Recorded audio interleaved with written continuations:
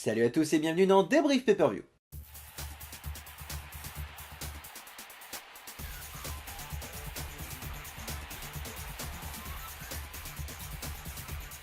Aujourd'hui nous allons parler de Night of Champions Pay-Per-View où tous les titres de champion sont remis en jeu.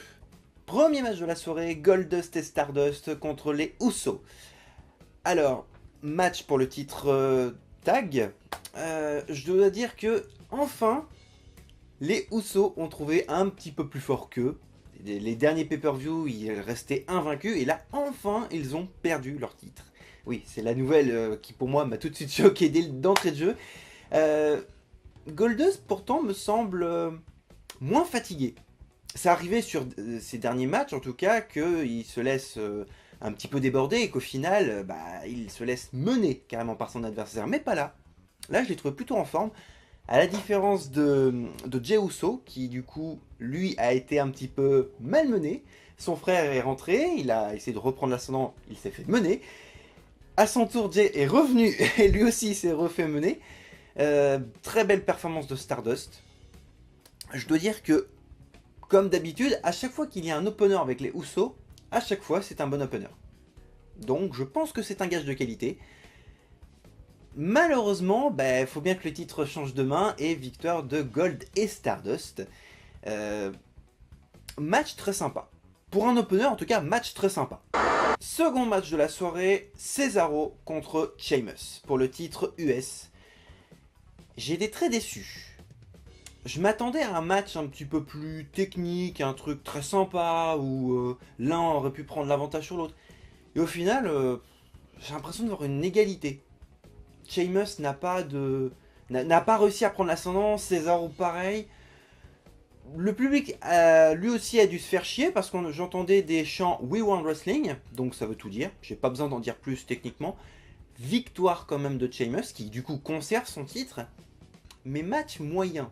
C'est peut-être sans doute le seul match mauvais de la soirée que je trouve mauvais. Attention, ça veut pas dire qu'il est mauvais, ça veut dire que je le trouve mauvais. Une différence. Personnellement, j'ai pas aimé.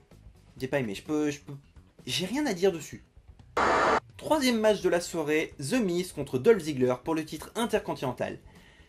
Alors, j'attendais pas grand chose du match. Et étrangement, j'ai été agréablement surpris. Le match était très très bon, Ziggler a fait une performance énorme. The Miz était un petit peu en retrait, j'ai l'impression, et s'est réveillé quasiment à la fin du match, suite à une intervention de Damien Mizdow. Oui, parce qu'il s'est déguisé en The Miz. Et du coup, le déguisement de R-Truth en Ziggler, en Air Ziggler, non, à éviter. Non, faut pas. C'est pas bien. Non, bref, plus sérieusement, le match était très bon, Ziggler a été tout simplement génial. On m'a expliqué apparemment qu'il avait un style très proche de l'indie, du catch indépendant aux US. Si le catch indie est tel que j'ai pu voir avec Ziggler, en tout cas Ziggler certainement une fraction du catch indie en termes de style, je pense que le catch indie mérite d'être vu. Mais pour le coup, je dois dire que le match était très sympa, même si avant le match, la WWE fait venir 2 guests de la soirée, donc des mecs d'un groupe de musique aux États-Unis. Ils les font mettre à la table des commentateurs américains. À un moment donné, Damien Mizdow commence à avoir une petite altercation avec, et finalement ces 2 guests arrivent à s'en débarrasser plutôt facilement, ce qui permet du coup à R-Truth du coup de pouvoir poursuivre Damien Mizdow jusque dans le backstage, donc laissant le champ libre à Ziggler et au Miz. Sauf que Damien Mizdow revient, commence à faire une sorte de « Hey, Ziggler, je suis là !» Ziggler comme un con « Ouais, je sais que t'es là, j'arrive !» Et Miz arrive et forcément, c'est misérable. Bonus jeu de mots. Et du coup, victoire du Miz qui remporte un nouveau titre intercontinental. Le match est sympa, ça aurait pu être un petit peu mieux, mais du coup le match était vraiment très sympa et Ziggler était excellent. Alors, je vais vite revenir sur un match qui techniquement devait arriver et qui n'a jamais eu lieu, je vais vous expliquer pourquoi. Roman Reigns contre Seth Rollins. Il se trouve que Roman Reigns a été blessé 48 heures avant le pay-per-view, du coup match totalement annulé. Breaking news sur le WWE Network en plus, pour expliquer que Monsieur a été blessé. Oui, merci, on a compris, pas besoin d'insister. Du coup, Seth Rollins arrive quand même, propose un Open Challenge. N'importe qui du coup pouvait venir l'affronter. Et je vous le donne en mille. Qui c'est qui a fait son retour? Oui, oui. Dean Ambrose himself. Le mec arrive en taxi, donc déjà c'est super. En plus, il oublie même de payer le taxi. Je crois que JBL a même fait la remarque pendant le pay-per-view. Comme que je suis pas le seul à l'avoir remarqué. Encore une fois, c'est juste du passage à tabac, il n'y a rien de plus. Ça n'a pas été un match à proprement parler. Du coup, la sécurité arrive. D'ailleurs, ce qui était marrant, c'est que Joey Mercury et il me semble que c'était Jimmy Noble qui a accompagné du coup la sécurité pour du coup arrêter et neutraliser Dean Ambrose. Et forcément Triple H et Stephanie McMahon forcément qui interviennent pour dire ah, c'est ce mec là, etc. Pour vanter les mérites de Seth Rollins. Bref. C'est sympa de voir un retour, mais bon, j'aurais aimé un vrai match. Et c'est pas la première fois en plus qu'on me gâche le plaisir de ces mecs là. Moi j'aurais bien aimé, je veux un match en 1 contre 1, Rollins contre Ambrose. 4e match de la soirée, Rusev contre Mark Henry. Alors, petite précision quand même, avant le début du match, Lilian Garcia qui chante l'hymne américain et étrangement aussi Mark Henry arrive à lâcher quelques larmes. Ok, pourquoi pas, D'accord, ok. Oui, non, c'est que j'ai du mal à comprendre en même temps pourquoi lâcher une larme. Alors, je sais pas si c'était des vraies larmes ou si c'était des trucs totalement bidons, aucune idée. Du coup, ça n'a pas eu d'influence sur le match.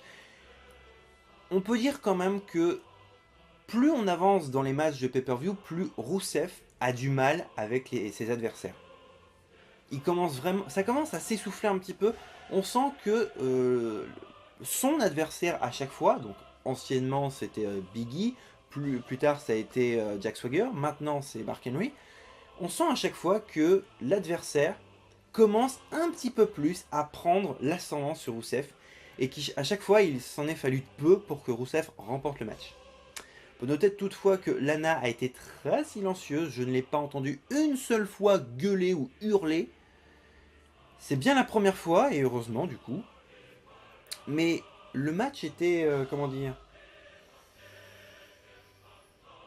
C'est sympa, mais Mark Henry a quand même montré de belles choses de manière égale à Rusev. Mais victoire de Rusev du coup. Match standard quoi, c'est juste 2 gros poids lourds. Ça me rappelle un petit peu le syndrome Vladimir Kozlov, mais j'espère qu'il ne finira pas pareil, ce serait sympa quoi. 5e match, Randy Orton contre Chris Jericho, dans un match qui ne compte pour aucun titre. Putain que ce match était bon. Et pour une fois que Orton me donne envie de voir un de ces matchs, je vous jure, ce match était bon. Vraiment. Orton a fait une performance énorme. Oubliez le match Reigns-Orton de SummerSlam, que j'avais un peu mal noté. Mais ce match-là, à Night of Champions face à Jericho. Bon sang, mais qu'est-ce qu'il était bon! Mais vraiment! De nombreuses soumissions, de nombreuses tentatives de RKO. Il y a même eu une superplex d'Orton. Ah, c'était génial. Ce match était énorme, franchement. C'est peut-être pas forcément l'un des meilleurs, je pense. Peut-être que si, finalement, parce que le match Lesnar-Cena, on y reviendra dessus tout à l'heure, mais ce match-là, il était génial. Et dire que un match d'Orton est sans doute le meilleur match de la soirée, faut vraiment qu'il soit exceptionnel. Hein. Et là, je peux dire, il était exceptionnel. Vraiment. C'était le Orton des grands soirs, c'était le Jericho des grands soirs. Victoire d'Orton sur un RKO très très bien placé. Jericho était en haut de la 3ème corde dans un angle. Et du coup, au moment où il allait sauter, RKO d'Orton, paf, allez, c'est fait, on n'en parle plus. Ce match était tout simplement génial. Malheureusement, Chris Jericho a eu du mal à contrer. Je ne l'ai pas senti forcément en forme et pas forcément à l'action. Du coup, grosse maîtrise du match d'Orton. Jericho a quand même eu des occasions, mais je l'ai vraiment senti en retrait par rapport à Orton.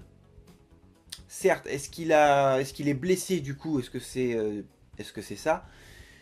Est-ce que c'est pour justifier une future absence avec Fozzy? Aucune idée. Mais son match n'était pas mauvais, sa prestation était certes en deçà de ce que j'espérais, pourtant le match était vraiment très bon. Et encore une fois, une grosse performance d'Orton, et grâce à son RKO, il a réussi à avoir une belle victoire. Génial. Sixième et avant-dernier match de ce pay-per-view, AJ Lee contre Paige contre Nikki Bella pour le titre des Divas. Alors, Nikki Bella, vous la prenez et vous l'oubliez. Elle n'a servi qu'à faire de la figuration. Elle a fait quelques moves sympas, mais rien de transcendant. Le gros intérêt du match, c'est la rivalité AJ-Paige. Vraiment. AJ a eu un petit démarrage assez difficile. Elle a mis un peu de temps avant de se mettre dans le match. Sauf qu'une fois qu'elle s'y est mise, c'est là où c'est devenu intéressant. Affrontement Paige et Lee qui a duré quasiment tout le match. Quelques interventions de Nikki Bella, mais qui n'ont servi à rien. Vraiment, c'était vraiment de la figuration.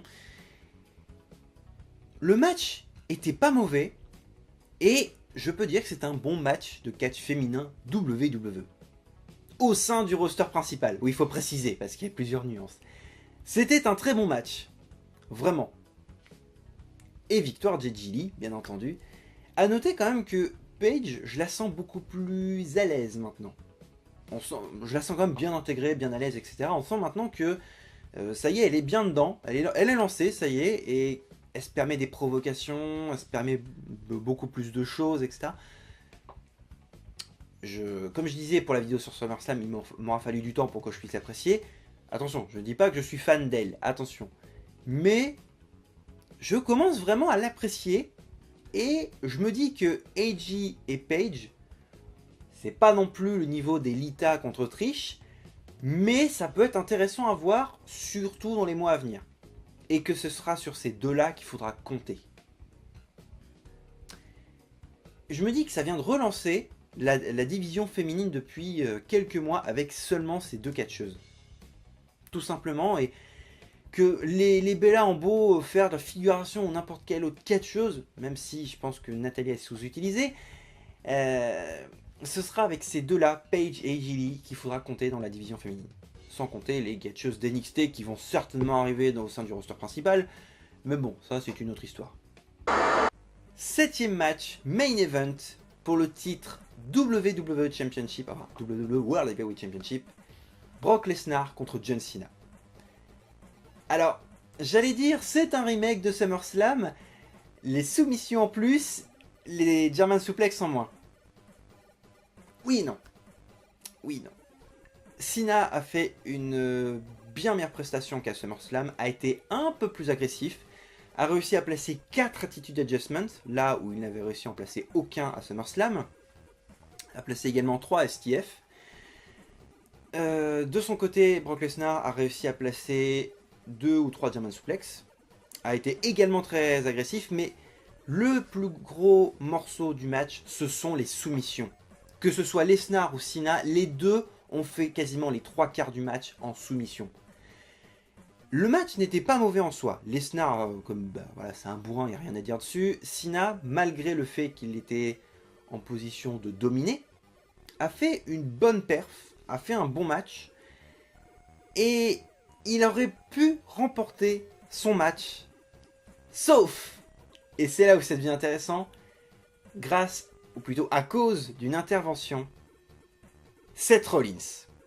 Oui, vous m'avez bien entendu, Seth Rollins est intervenu dans le match, bien entendu contre John Cena, lui faisant perdre par disqualification, et en profitant même pour essayer de cacher son Money in the Bank sur Brock Lesnar.